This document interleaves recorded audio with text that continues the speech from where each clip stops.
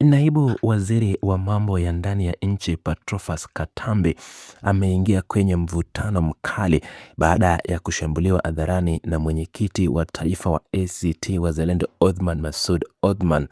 kutokana na jinsi anavyoliendesha bunge la Jamhuri ya Muungano wa Tanzania linaloketi mjini Dodoma.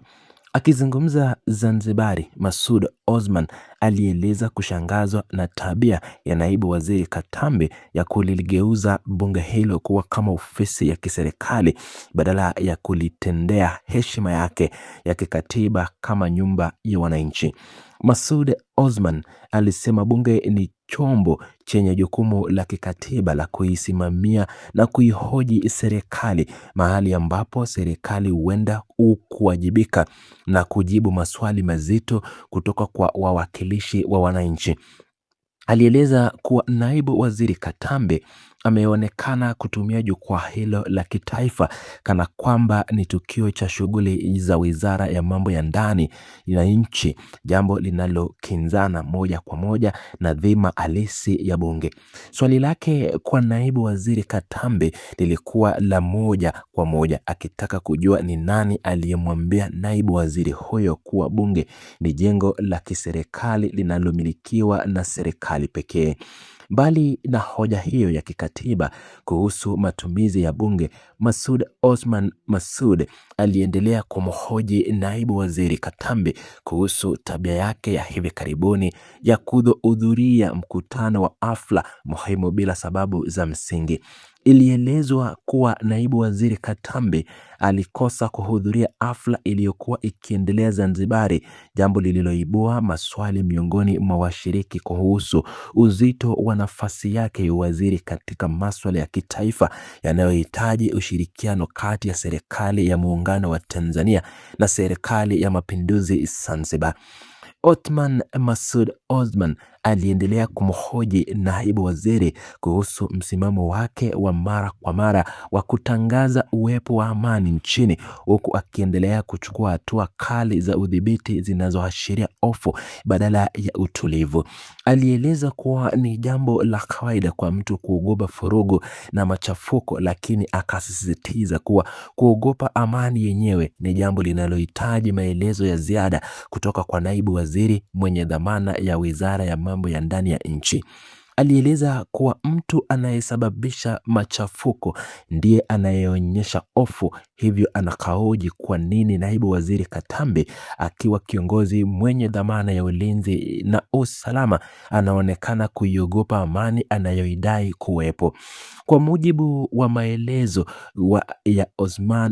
Masoud Othman, katika wiki za hivi karibuni, naibu waziri Patrobas Katambi amekuwa akijijengea taswira ya kuwa mlinzi wa amani nchini kupitia hatua mbalimbali.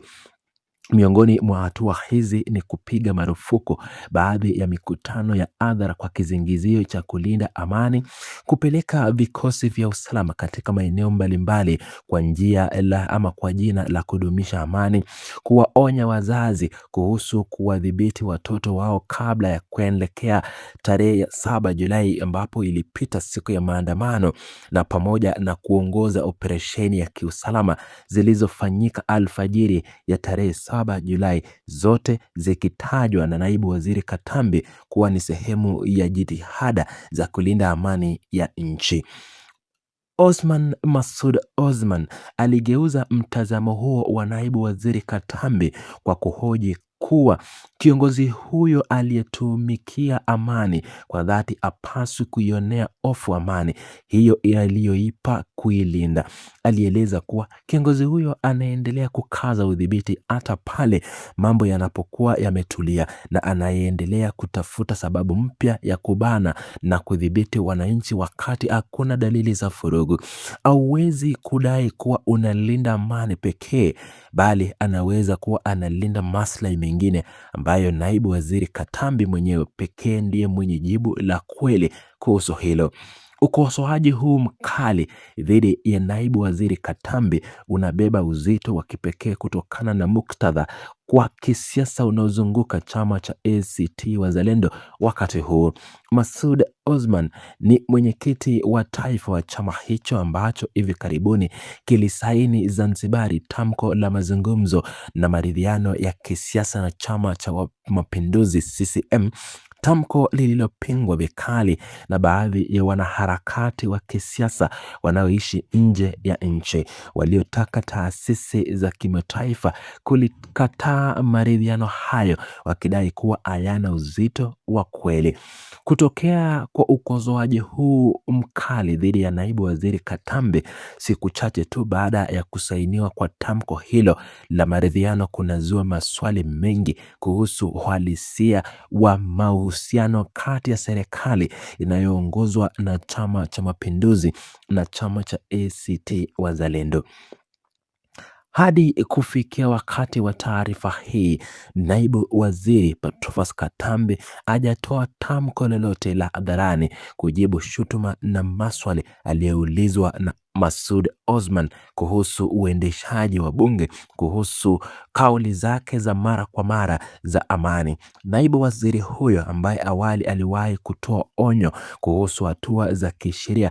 kwa yeyote atakayetaja masuala ya maandamano bila kibali, na ambaye alitaka wazazi kuwaonya watoto wao kuhusiana na matukio ya tarehe 7 Julai, hayajaelezwa chochote kuhusu tuhuma kwamba yeye mwenyewe anaonekana kuogopa amani inayohubiriwa.